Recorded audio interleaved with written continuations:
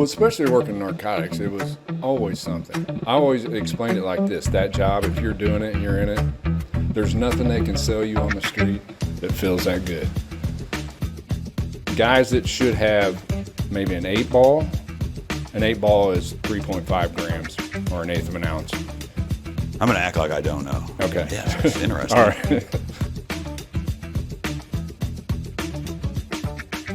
At the time you started your career, I mean, drug dealers had beepers. Correct. So did we. It's just kind of an odd world we lived in. Now we're where we're I'll at. tell you something that's odd about that. When I started working dope, which was May 1st, 1998, I got transferred to the narcotics office. So if we had an informant, we were going out to make a buy, we would have to go around town and find a payphone that would receive calls. Not every payphone would receive calls. So we'd pull up there with an informant, sitting in a car, sitting outside a payphone, just waiting for it to ring back. Do you ever think that the economy kind of dictates what drugs people use? Because I remember in the 1980s, drugs were glorified on TV. You had the Miami Vices and all this, Right. and it was cocaine. A weird story. Well, everybody remembers 9/11. Sure. So I'm sitting on my couch at 9 o'clock in the morning. A guy I work with called me and said, "Hey, you got to turn the TV on." And so I'm watching this all day long.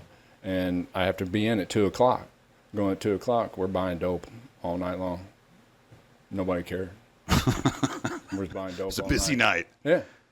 It never stops, because the addiction never takes a break. You got to feed the addiction all the time. Okay, Christmas Day. Christmas Day? No. I mean, one of the biggest loads they took off in meth, I think, on Christmas Day, we got like 25 pounds of meth coming back into town. As I was getting out, retiring, this is around late 2020 that I'm retiring. Fentanyl hadn't really come in. We were seeing some heroin here and there, but it still really wasn't coming in real strong. Methamphetamine, probably the majority of my career, it went through like different phases on how it was made. When I first came on to narcotics, it was the phosphorus method, where you had to have a heat source and all these other things, making it very explosive. Then as things developed, if you remember anhydrous ammonia that they use in the fields, farmers do. Yeah, people were stealing it. Stealing anhydrous was a big deal. Hell, that was as big a deal as making the meth. It needed Sudafed. We'd go out to Walmart, sit in the Walmart parking lot, and just approach people as they come back out of the Walmart, because we knew they went to the pharmacy. We'd have somebody in there watching the pharmacy come up and talk to them, say, "Hey, can I talk to you?" But they've squelched that since. Yes. So then it takes on another form. And then in about 2013, 2014, we started to see a move in a different direction. Because we go out on the street, we just go up and talk to people, or people we were dealing with in car stops. And guys that should have maybe an 8-ball is 3.5 grams or an eighth of an ounce. I'm going to act like I don't know. Okay. Yeah, it's interesting. All right. And they might supposed to have maybe $300 or $400. These same dudes have got an ounce or two of meth, crystal meth, and a couple $1,000. So I mean, every day we were grabbing people like that, and we were starting to take off large amounts of crystal meth. So pretty much what had happened was, at that time, like the Mexican cartels started pushing crystal meth into the United States, and really pushing it into the center of the United States. And because the center of the United States had a hunger for methamphetamine, and so that's when we started more and more meth, more and more money. And you can move up on those kind of investigations. You can kind of move up the ladder to do things. If you're at a lab, like I was talking about, anhydrous lab, if you get to cook, you're at the top, you're done. So now you got to start over. But if I get a guy with an ounce of crystal on the street, I can work that up to probably 2 or 3 pounds at some point. And how many people back are you going for at that point? Until it stops. until somebody says, no, I ain't cooperating with you, or you've hit the top. Yeah, or the guy you're using goes south on you. You go to buy some dope and he shows up with dope. That happens all the time. You search him before you send him out, you find an ounce of meth on him. So what the hell are you doing? We do a lot of informants. Mm-hmm. To be quite honest, it's hard to dirty up that much to go out and buy dope. And what does an informant get out of that? Some are working charges off. Mm-hmm. Some have been around long enough. They're making some money. Sure. Not a whole lot, but that's about it. I mean, eventually they lose all their good contacts because everyone knows they're a snitch. You would think so. I mean, I would. But and there's a lot of transient people here in town, so there's always Yeah. new people to meet them in these motels that we have around town. I mean, some of them in their heyday with, a great moto lodge, but now it's like, extended living, and that seems to be where a lot of these problems fester. So police officers have an advantage. If this was a game, and it is, you're chasing these people because you have just one opponent, the drug dealer. Right. The drug dealer has several opponents, at least two. He has you, and he has snitches. So it never seems like if you just kept flipping that coin, it's you're never gonna win. But we got to play by rules too. Okay, maybe They don't have to play by rules. That does hinder your advantage a bit. Yeah. Okay. Like searching somebody with that, either you didn't get consent or you didn't have probable cause to search them, or you just can't go knock it because Bob down the street, he called you, said they ripped me off for $40 at this dope house, and you go get my $40. Had that happen. And but that's the thing. If a dope dealer angers someone, it's like the customer service line is the EPD. yeah, so you just can't go down there and open the door and go in and get. No. You got to build a case to where you get a search warrant signed by a judge, and then you can go in that way. And what's all your this takes threshold, time. though? What's the threshold for an investigation? I mean, the consumer, I would just think you're really not interested that much in the consumable level. Right. When it's going to go up in smoke when that guy gets home, yeah, it's useful to find the guy above him, but you're not looking for that ever, really. Those people stumble upon you. You're always looking to move up. If you can use this guy to go up to, like I said, just like a ladder, to go up to the next rung, use him. If you don't need him to go there and he can go up here, then you jump up one more step and, bypass some of them. But you're always looking to go higher. And quite honest, very seldom do you get to that top. It's where you'd like to go. But, you're probably going to get up here somewhere. And then once you get up so high, some of those people never touch dope. It's just a deal. They got people that work for them. You move dope. You move the money. You don't know me. It's a business. Yeah. At some point, you get so high, there's some guy sitting in a mansion down in Mexico, I imagine. Yeah. Do you find it ironic that fentanyl came around?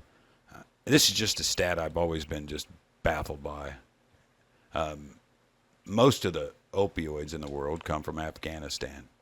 And then it was around 9/11, a little after that, you started seeing folks with opioid addiction. A lot of times, just prescribed. You give people 30 days worth of opioids, and then they don't really give them a wean-off amount. They just drop them off on the street at that point. They go through a withdrawal they didn't even know was coming. Back then, now folks are informed.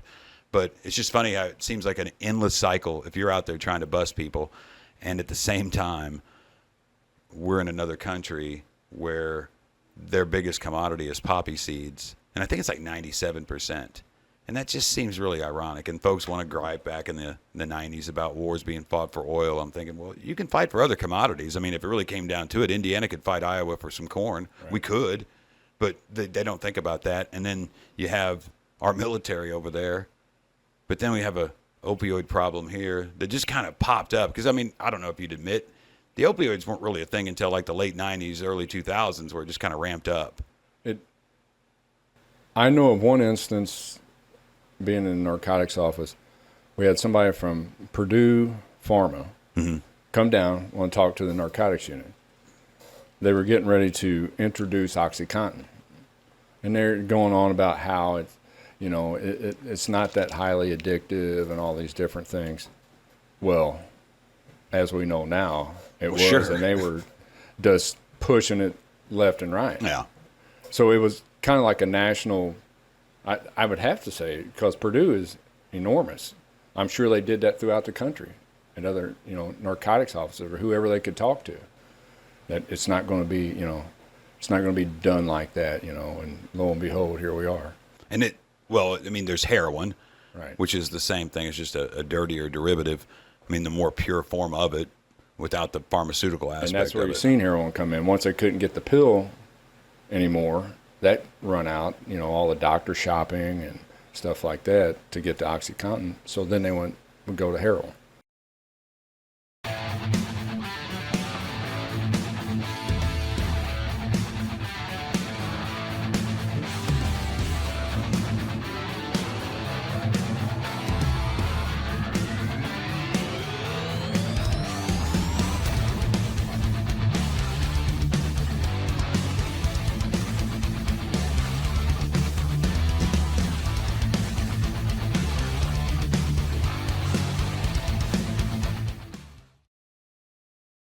Are we the meth capital of the world? I mean, is that one of those things? You always hear that. I could go down to Cape Girardeau, Missouri or something, and they'd probably say the same thing about their own people. Right. It's self-deprecating. At the time when I was there, it was a pretty big deal. And I had a lot of people would come in that were higher ups, and they would say, they're talking to their people there, that the only way they were going to make any money, like the cartels were going to make money, is they got to have a hookup in the Midwest, because there was such a hunger for methamphetamine in the Midwest.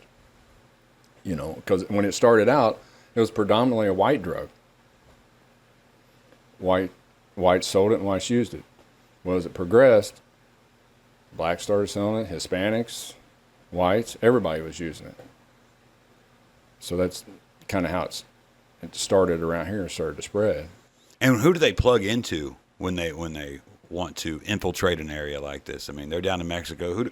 Who's their contact here? Where's their vending machine? Some got family that they've heard, and I'll give you a good example. Remember when Job Corps was down at Morganfield? Mm-hmm. We've had Haitian nationals here for a long time. Sure. Job Corps would get a lot of Haitian nationals down there, a lot of people from different parts of the country going to that. On the weekends, Job Corps would bring up buses of the people staying down there and just kind of, I call unleash it on the city. They go get rooms and all that. So that happens over a while. They start to get into the city, get with the different girls in town. Now they got babies with these girls, and they start having a footprint here. Mm-hmm. And so that's how a lot of that starts, different things you wouldn't think. Yep. What'd you bring there? I was looking around the house where I said, man, I don't have any pictures of anything. Winning's what he does. Winning's what he does. That's the shirt he wore that day. Oh, huh? yeah, that's shirt he wore to jail. And this is in Evansville. Obviously, I can see the squad car back there. But it's folks like this. It's probably, a 30-year-old man. He's probably going to jail for quite some time. Mid-20s, I think. Oh, wow. Mid-early 20s. Is he in jail now still, you think? Not for that Okay, charge, I don't think. okay. I think he's since been arrested for other things. What an intrigue. I mean, when I got into the TV business, I didn't realize how much stuff we get to do with you folks and the knowledge we get from the police department, the sheriff's office, all the other outlying agencies around here. I didn't know how readily available that information was. So when I come in every day, I get to look at the blotter, as we call it. Oh, yeah. And it's just all the police reports from the EPD for the day that they can share. Some of it's real sensitive. There's crisis information in there that doesn't need to be shared with the public, things like that. But you get to kind of see a lot of it's shoplifting these days. A lot of it's motor vehicle related crimes. But one thing I haven't seen as much is armed robberies. And when I first started there back in 2016, for the first several years, just a random Kangaroo Express would get popped every once in a while, or some Moto Mart. But in the last, I'd say 4 years, maybe even since the pandemic, I don't see any of that anymore. If someone's robbed, it's usually one-on-one. Yeah. I haven't really, because, Christmas they pick up around Christmas usually. Mm-hmm. But, yeah, you're right. I haven't really paid attention to it because you don't hear about it. Or bank robberies either. Yeah, that's another one. Yeah, banks usually have an officer of some sort inside the lobby nowadays. there's just certain crimes as they evolve, and well, when you guys do a good enough job to, circumvent that, and then they stop because they're discouraged and they have to go to a different route. Money seems to drive most of it all.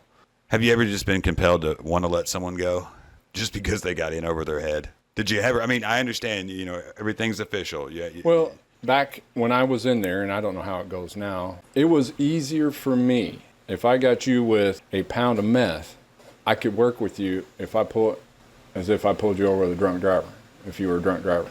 If you have a pound of meth, it may never make it into the system. If I can get you to work for me as an informant and do what we ask on your dealer, those charges may never make it. So if you're always ready to snitch, you have something in your back pocket ready to go. How quick are people ready to talk when you bust them? If you got guys with that kind of weight, we usually found out they got one for you real quick. But they always got their ace in their back pocket. Before you ask them any questions, you should know the answers already. Yeah. Which makes a big difference when you go to interview them. What we just had here not too long ago, Dust Bowl, years ago, probably around 94, 96, there was a guy shot down there at the Dust. The Dust Bowl was over. It was at the corner of Bellmead and Evans. Guy got shot. 200 people were out there. It's still unsolved. And when we pulled up, I was working third shift, and we were working the downtown area. We pulled up first. There was a bunch of people standing around there.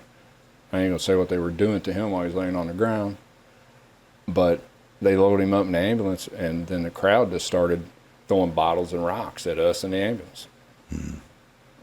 So they were worked up into a frenzy and pissed off. And I would think a lot of the unsolved crimes are those that are just random. Somebody pops off and gets disrespected, and just a passionate moment leads to something like that. Quick getaway, no plans, chaos, kind of a cover of chaos helps them get away.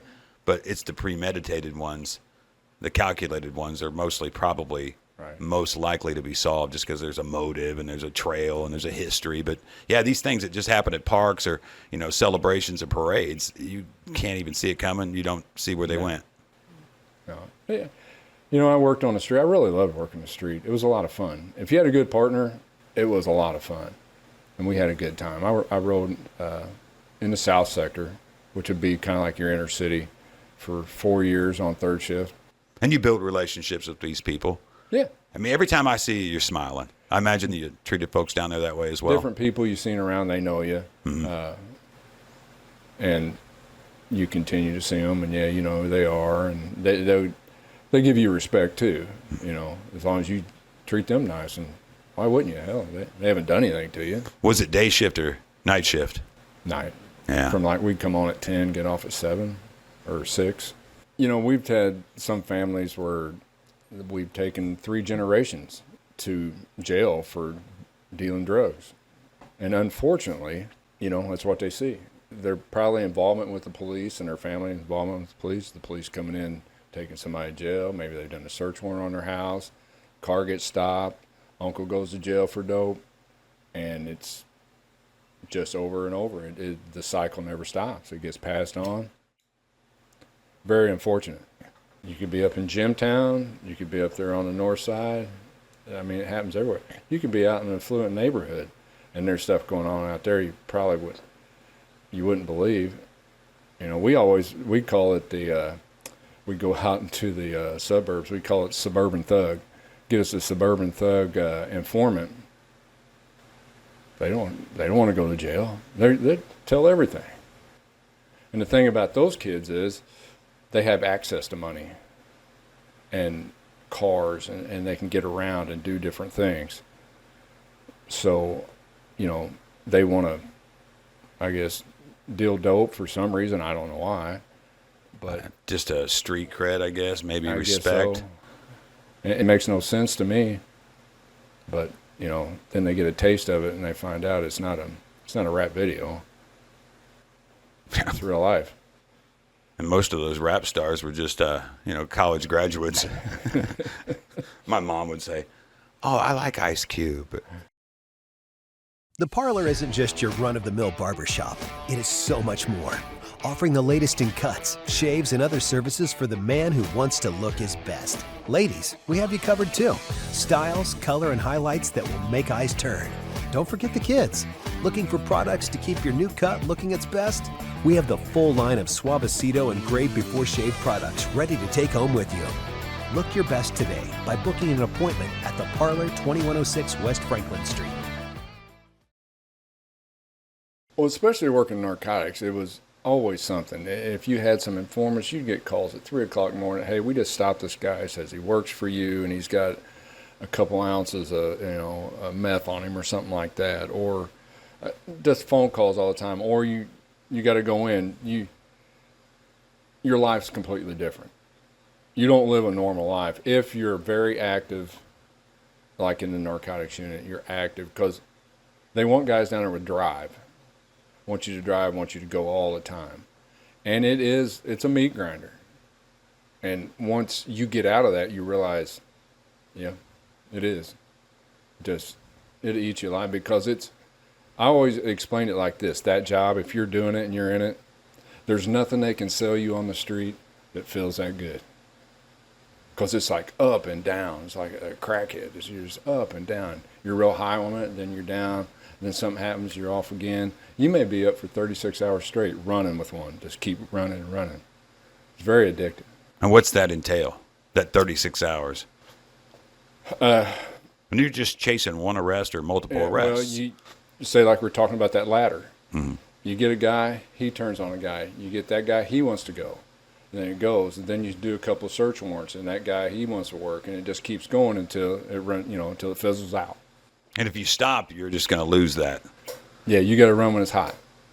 So you get this guy on the hook, whoever it is, and they're going to go work for you. What does that entail? Like, what process do you have to go to? I know you talked about taking them to a prosecutor, probably laying out their story, but I mean, what are they equipped with? They're wearing a wire. We see that stuff depicted. Is people going to pat them down, or what risk are they taking? Obviously, there is a risk involved because we have them fill out, we have paperwork they have to fill out, one of which is a liability form, which, keeps the city and the police department from getting sued in case something were to happen to you, that you're doing this on your own. You're not being coerced to do this or any of that. So they will have some sort of device normally on them that will transmit a signal, where you can listen in. My time in narcotics, things really changed over the years. I'd have to go in with a cassette tape.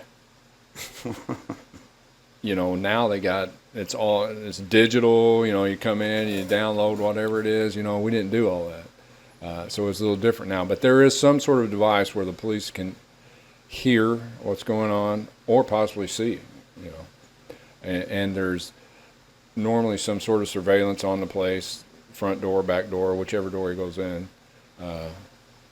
And when they come out, there's a predetermined meet location after you go in.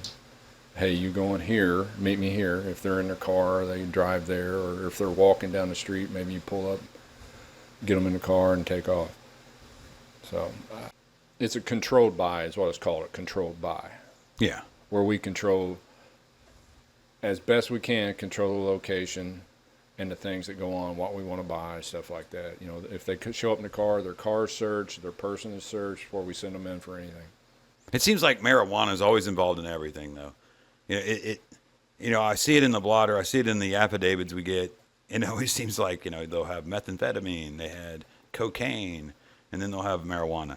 And it's like, it almost seems like that's just what the person's consuming in their personal life, and maybe they're selling these other, substances. So that's the one thing that the police don't want to lose is the smell of marijuana. The smell of marijuana will get you into cars, houses, searching a person, just based on the smell of marijuana. What are flock cameras? And I understand they're not going to tell you where these cameras are, but there are routes in town, and, when a car passes that route, they're keyed off on that. We didn't really have it when I was. Would that have helped you? Oh, yeah. And you know where a guy's at, or, you throw a plate in there into that system and say, hey, and then it could probably show you where it's been or where it passed by, I'm assuming. Yeah. But no, we didn't have that access. And it's not made public where those cameras are, and I understand why. Yeah. I mean, you don't want, but I imagine major thoroughfares, intersections near some of these nefarious activities. I remember something like that before I got off, was license plate readers. We had So they did have those. a couple cars set up with license plate readers as they just go down the street, whatever street you were down. I mean, you just might just be doing your patrol, and it's boom, taking every plate. Automatically. Yeah. So that would help if you were like, hey, can you run it through that system and see, was this plate pop up? Was it in front of this house? So those helped a lot. And there's no telling what tools will be utilized in the next 10 years, really. Yeah. I mean, Apparently drones are a big thing. well, and then the public.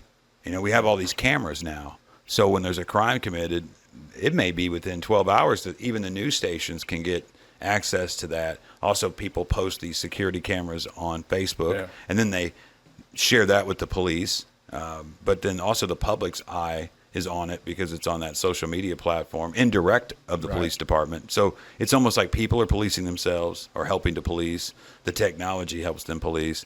And I think a lot of times when there's an investigation going on, the police will really just go around and go, are there cameras around here? And it may be an adjacent property that captures a crime, not necessarily where the crime occurred. Right. You think about jail. And that's ultimately where a lot of these people that you've come into contact with go to. Are you ever worried about yourself? Are you ever, you've led to the conviction of people. I had one guy that threatened me. He kind of spit out my address at the time. And at the time, he was using meth. We got him for meth a couple different times. And he was going to trial. And I had my wife. I said, just go to my cousin's in Louisville for 2 or 3 days while this thing's going on. Because to me, he was out of it enough to, if I was cutting grass or something, I don't think it would be, I think he would run over me with the car if he's, Yeah. I just thought he was that off his rocker. For a lot of those that threaten, you don't get threatened that much, but I've had several people come up and said, hey, when you took me to jail, it was the best thing that happened to me. That happens too. Does that happen more often than not? That's happened more times than a guy come up and said, hey, I want to whoop your ass. Yeah. So, yeah, there's more stories like that. I'd love to hear more stories like that. And do you ever come into contact with that person even beyond that encounter and then find out, hey, it did work out, it stuck? Yeah. There's one guy I remember specifically. I still see him. Yeah. Out around town playing golf or whatever. I see him. So, yeah, he's a good dude. He got caught up in something bad. Yeah. And a lot of these people do. They always, if you take the time with them,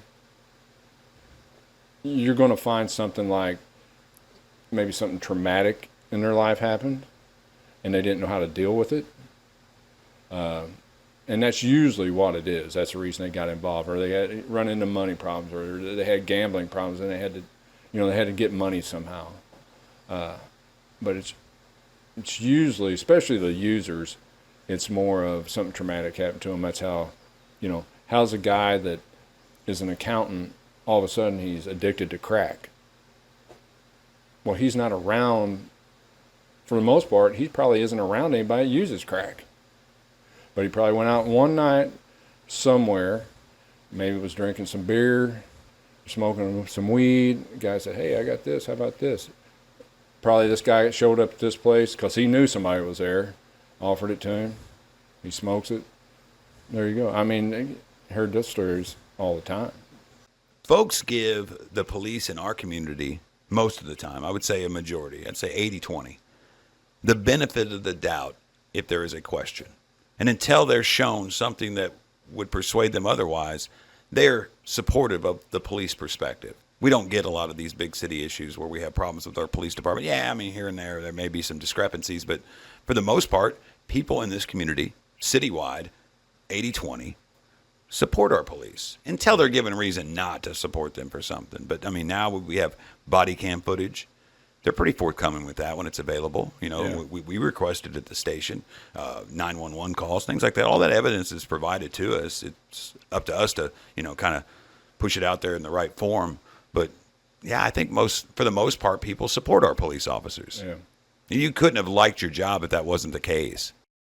The public they're just not informed on what we do because you can't. And like you said, once they learn, like you learned, hey, I do this makes it a lot easier on me. Once you know what they're doing, if you know somebody that's a policeman, that helps a lot. Because I can remember he would come up to me and, so I've seen these cop cars down here at the end of Fulton Avenue at the creek. What's going on? I said, dude, if it didn't involve dope, I don't know shit about it. Because that's all I do.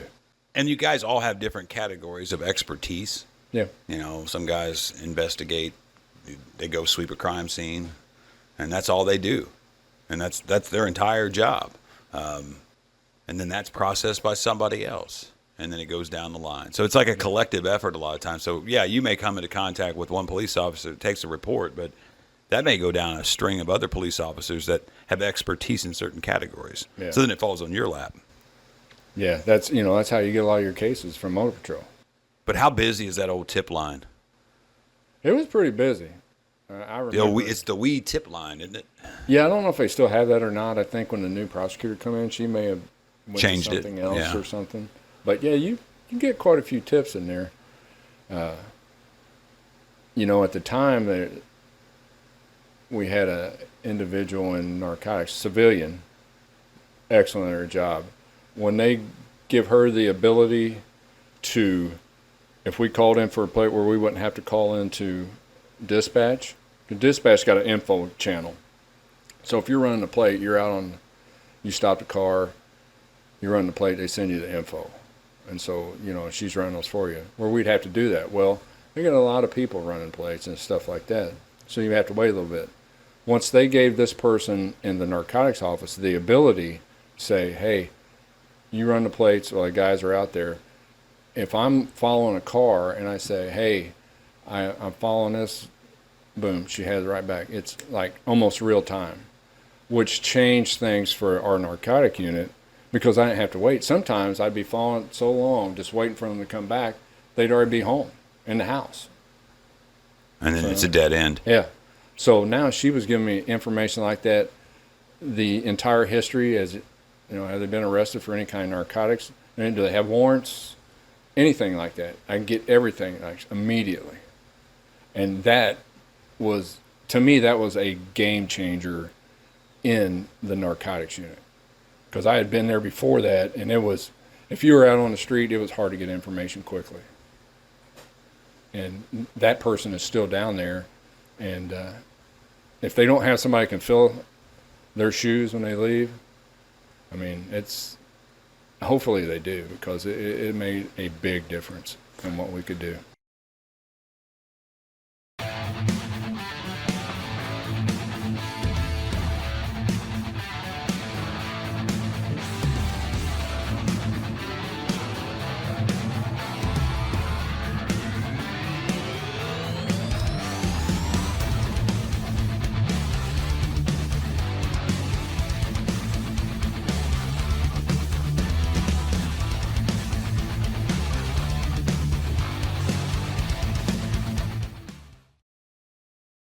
But I guess it's all what you're exposed to when you start.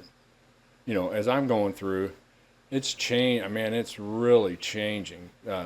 The technology has changed it so much that, they're away from the beat cop walking around talking to people for the most part. It doesn't have. We don't have a bike unit that goes out anymore. That was a big thing when I was early on. And bicycles. Bicycles, yeah. They would go out and they would do arrests, not just special events. They had some guys that would go out, and that was their job. Maybe they'd make a run or they'd stop somebody on a bike. That's what they did. That doesn't, you don't see that much anymore, The community policing was supposed to get that. You get to know the people better. But I don't know what those guys do now, but I don't think it's hands-on with the people. And into that about getting somebody to come on, I just had and I'll go in, I don't care, the last administration of the police department. I don't think there was enough emphasis on the people at the police department as far as selling it as a selling point for a career for people. What sells the police department? The cool shit they do. Taking people to jail, maybe blowing a door off the hinges, or hitting the door and going in and taking people to jail. Adrenaline, yeah. And what did they get? They got like, the one I remember is the Mandalorian. Come on. This shit isn't fake, it's real.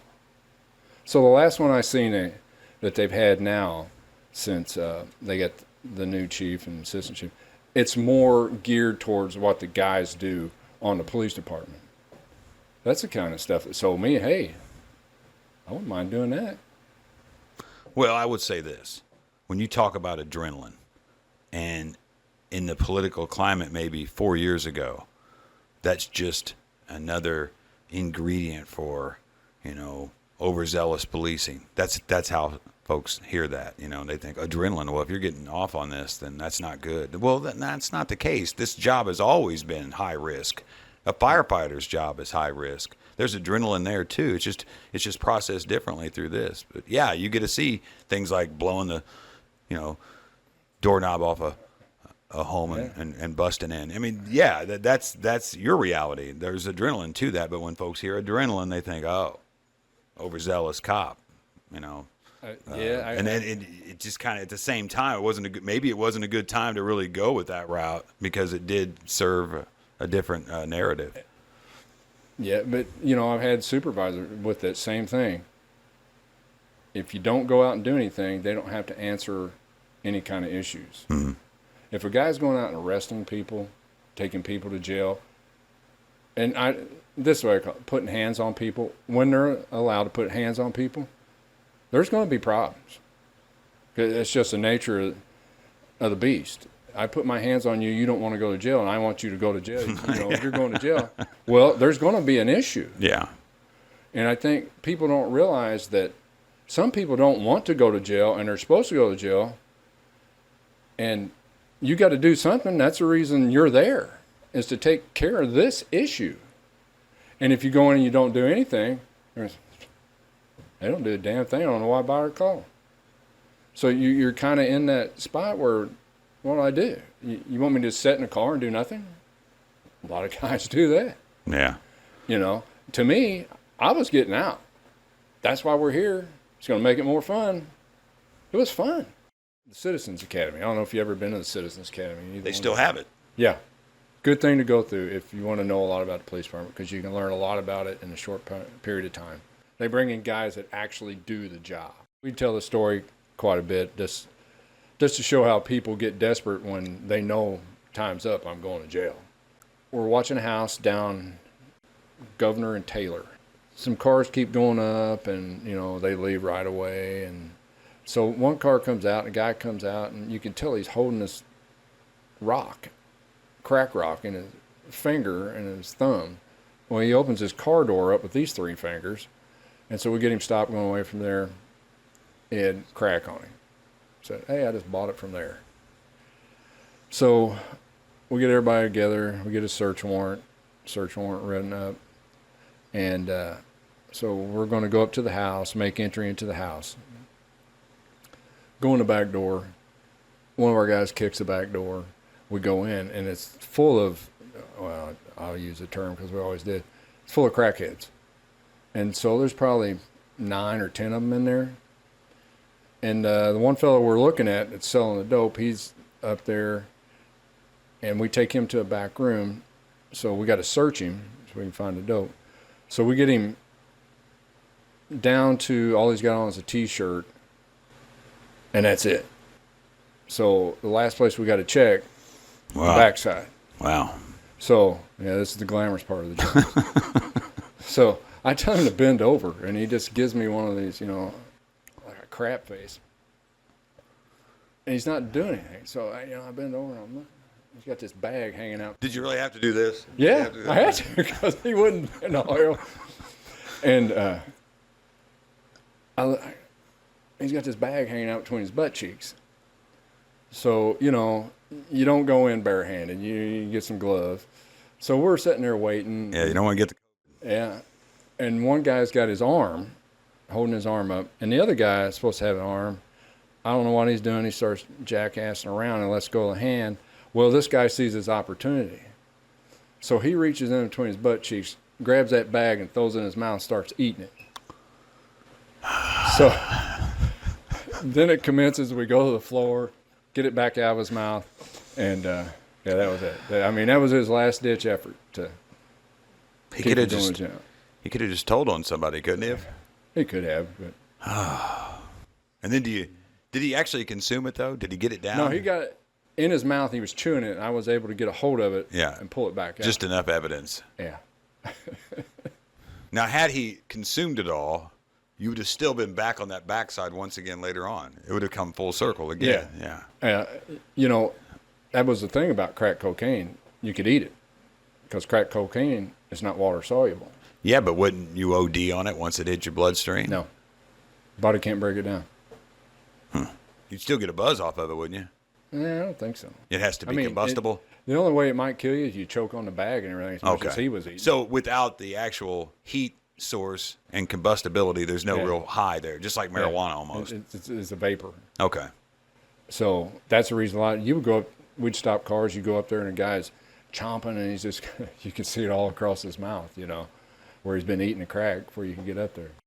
And I'll see a lot of times when we're looking through the police reports, I mean, most folks think that you can go 5 over, 7 over on the interstate. I've never gotten pulled over at 7 over. Over's over.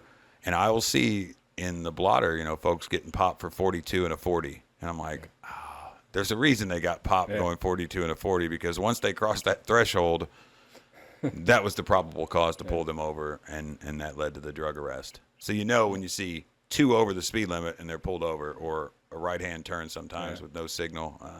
You know, the neatest things I did with the FBI, is one of the few neat things I did, is even with the DEA, is a wiretap. You know, listen to somebody's phone calls. We did quite a few of those. And it sounds exciting at first for about 2 weeks, and then you are so tired of listening to this guy go on and on. You know, he may have his girlfriend and 4 or 5 other girls he's juggling at the same time, you know. And then the big thing on it is to pick up the code. What's the code for? They're not going to say, yeah, I got this. Come by and get this 3.5 grams of methamphetamine. You know, it doesn't happen that way. And that's when you go to court for that, they bring in somebody that, you know, hey, this is the lingo, stuff like that. But you got to figure out what things mean. We had a guy said, meet me, what was it? However much he wanted, he said, meet me at this street in Chicago, because he'd go back to Chicago and get it. And that meant he wanted like 2 1/4 ounces. And they always had a planned meet location. Big at one time was a 1/4 ounce was 7. They said, I need a Michael Vick. He was number 7. Yeah. So code language. What was the other name that, he went by Ron Mexico, I think, didn't he, there for a while? Who's that? Michael Vick. Yeah. I don't... Like you can't buy a Ron Mexico jersey in the NFL now on the NFL.com. Oh. I think he used as an alias because he went down to Mexico to get rid of certain venereal diseases.